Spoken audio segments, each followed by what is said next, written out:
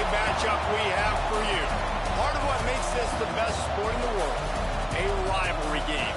A time where no matter what the record or the season outlook, a win in this one solves all problems and gets you those valuable bragging rights.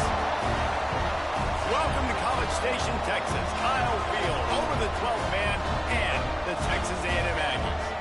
As we'll see a squad from the SEC, the South Carolina Gamecocks, taking on another team from the SEC, the Texas A&M Aggies.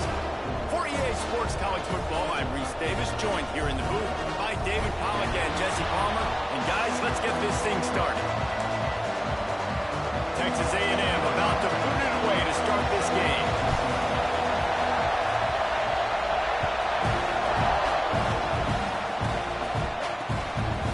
And it'll be a touchback. The ball will come out to the 25-yard line.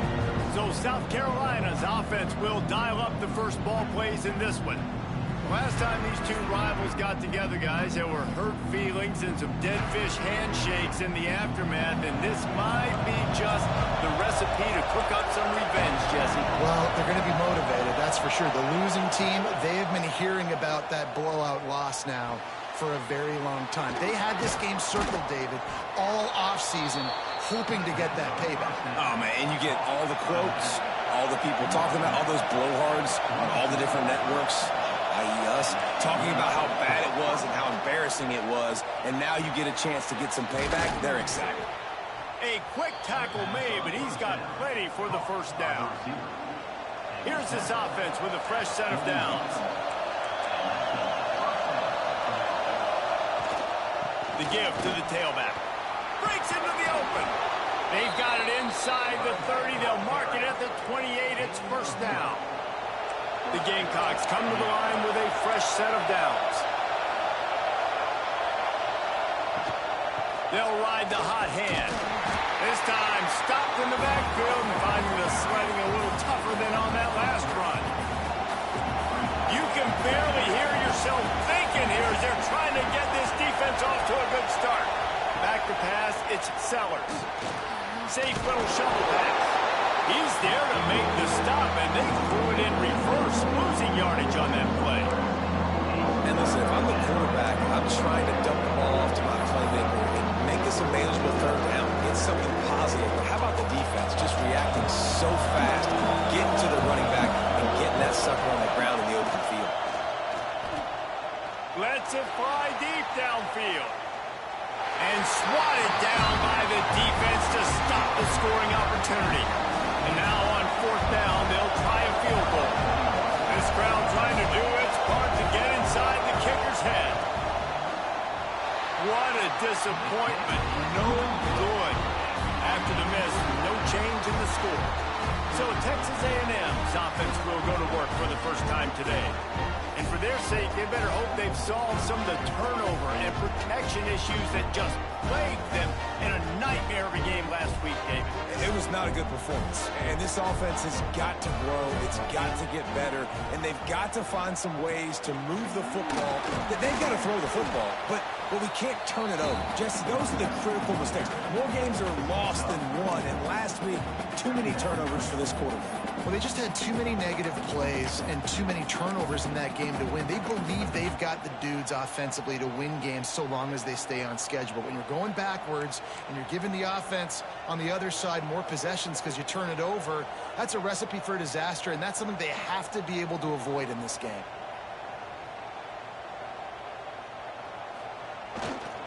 Running back searching for a hole. He is going nowhere. Stop at the line of scrimmage. And man, it's nice to have a guy that is just better than your guys. And no matter what play you call, man, how about him getting in the backfield quick, penetrating, using his quickness, and using his strength to get him to the ground. That is a baller.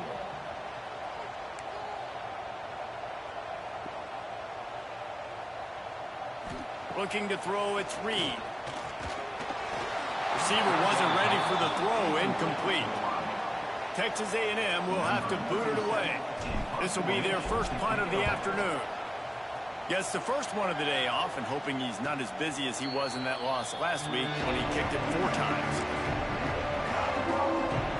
South Carolina ready to go on the making another offensive odyssey. They missed a chance to put up 3 points the last time they had it, and now to try to get a score on this drive. And they can't make the connection, going for a big play on first down. And how nice is it to have the home crowd going absolutely bananas? Communication is harder.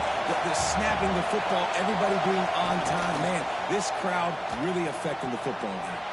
Makes the grab. It's Harbor. That's a good job by the drag route there, understanding its zone coverage. So instead of continuing to run across the field, he settles down into an open spot, making it easy for his quarterback. The 12th man putting a stamp on this game right now and bringing it on third down. He'll keep it on the sneak. You guys have both played in rivalry games, so what did you do to keep yourself locked in during that week of preparation, David? Well, you try to keep your emotions in check, but it's really, really hard to do because a lot of times the hatred is so strong. The emotions are so real. The coaches get super tight, and they start talking about things, Jesse, so you don't just treat it as another game. No, it's hard to handle the anxiety leading up to those games, not just because of what it means to your season, but because of what the fans are saying, what your coaches are saying, what your family and friends are saying, understanding how important those rivalries are. Defense closed down quickly after a gain of 3. They'll mark it at the 32. And that run really didn't go anywhere. And a lot of times we don't focus on it enough, but how important those 5 guys are up front. To get on those defensive linemen, to try to move them out of the way, to get a run game going, it squarely falls on the shoulder of those 5 offensive linemen. To the air, it's Sellers. Finds a spot in the middle. And he's brought down at the 40-yard line, and that'll be a first down. Man, it's so important when you play QB. I got to know when to put some air on it, and I got to know when to rocket that thing in there. Work in the middle of the field. He knew he needed the rocket. Threw it in there. Great job, great catch. Coming out on first down with the play fake. He's looking deep. Got it in stride inside the 20. Touchdown, Gamecocks. A great catch and run for 6. They can use this first score to sort of set the tone, guys, in this rivalry matchup. Man, doesn't this feel good to come out, score early, get the crowd involved, get the nerves out of the way, Palmer, when you're playing in a big rivalry game? Yeah, and I feel like momentum is always a big thing in any game, but in rivalry games, it's that much more important because everybody is going to feed off that first score now. Setting up for the extra point after the first score of the game.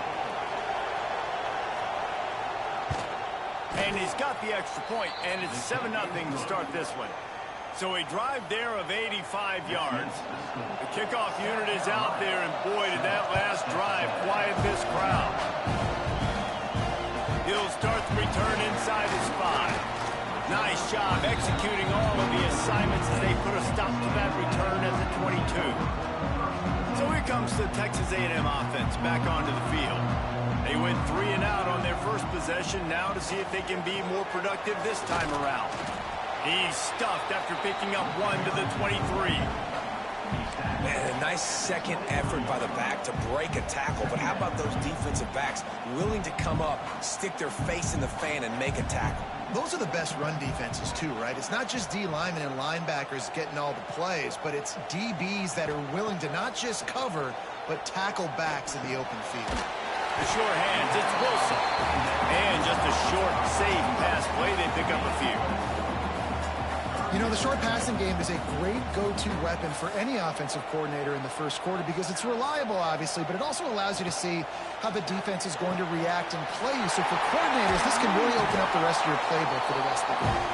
He gets those chains moving, gets it out to the 42-yard line. Texas A&M back to work with another first down. They go to the ground. You'll take 4 yards on first down every time, 2nd and 6. That's a really nice play. It's impressive. Once first down, the defense thinks you might be running the football. You still can line up. You can get some movement at the point of attack and find a little crease for your running back. Back to throw, it's Reed. He lofts it high and deep down the left side. And it's incomplete, going for the massive explosive play instead. They're looking at a 3rd down. Looks to me on that deep ball like he was forcing it a little bit. You got to be careful as a quarterback. You're not trying to outduel the other guy who just threw a touchdown pass. You're just trying to win the game. So just execute the plays. The ball goes to who it's designed to go to. If that means you got to turn around and hand it off, then that's what you got to do. But I think on that last deep ball, QB forcing it a little bit. The Aggies send out the punt team to kick it away.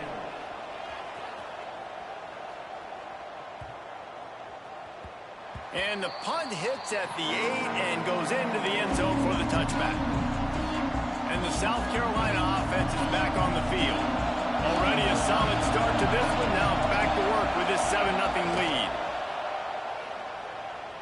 Fires to the wideout. Makes the grab along the sidelines, and they get enough for the first down. And the Gamecocks want to pick up the tempo. Now, Lenora Sellers was sensational down the stretch last season when the Gamecocks won 6 of 7 games. Sellers threw 18 touchdowns, only 3 picks. What would you like to see from him, David, for the Gamecocks to become a force in the SEC? It's not running, Reese. Like, we saw the physicality in the big runs, like, throughout the season, especially against Clemson ending the season last year. But to me, it's the passing game. It's the staying on schedule. It's knowing his answers and making the easy play sometimes. Continue to evolve as a passer with that big, strong body. And you better look out, college football. On 3rd and long, he's going to have to throw for it. Got his man downfield. Found a bunch of room and got it to the 44-yard line. The Gamecocks are on the move. A nice passing game by this offense. The quarterback and the receiver on the same page, in time, in rhythm, creates the big play. And look at them. They're right back on the football, ready to run another play. And the Gamecocks now with a long way to go to pick up the first down.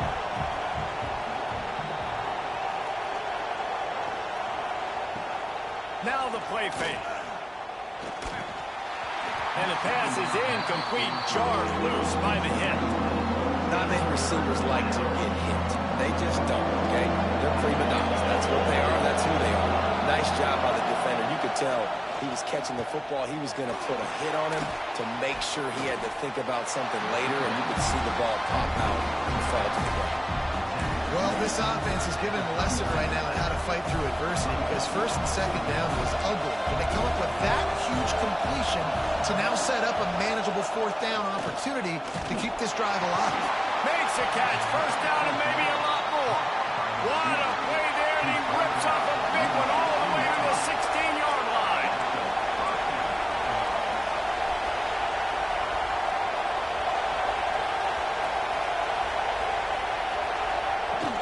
They'll run it from the gun. He stopped at the 14-yard line, and they'll stay on the attack from there. Going to work in the red zone, they can't pick up the first down without getting it into the end zone. Defense in press coverage. He's dragged down at the 12 as they try to cash in on this red zone opportunity. Listen, the offensive coordinator's best friend in the red zone is the running game. Make guys commit near the line of scrimmage so I can throw behind. This defense is good, but I'm going to challenge them. I'm going to try to be the more physical team. I love the play call. I think you keep running the football. And he'll run it into the end zone. Touchdown, South Carolina. One of the reasons this offense is so exciting to watch, they've got guys that are dangerous after the catch. And if this quarterback gets through his progression, David, hits you in stride, these guys will take it to the house. Man, it's your job to do the rest, right? You hit me in stride where I don't have to stop running. I don't have to break down. It makes it so easy, the connection between quarterback and wide receiver. You can tell this is a good one, and that's why they got 6 on that play. Fielded in the end zone, it's Smith. Really disciplined job by the coverage unit to get down there and make the stop at the 19. So the Texas A&M offense returns to the field. They haven't exactly burst out of the starting blocks, and they need to get something together with this possession. Looking deep down the right side.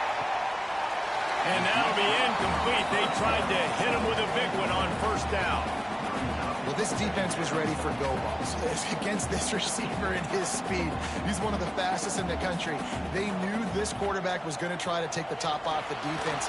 That time they couldn't link up, but if you're on defense, just know they're going to try that play again.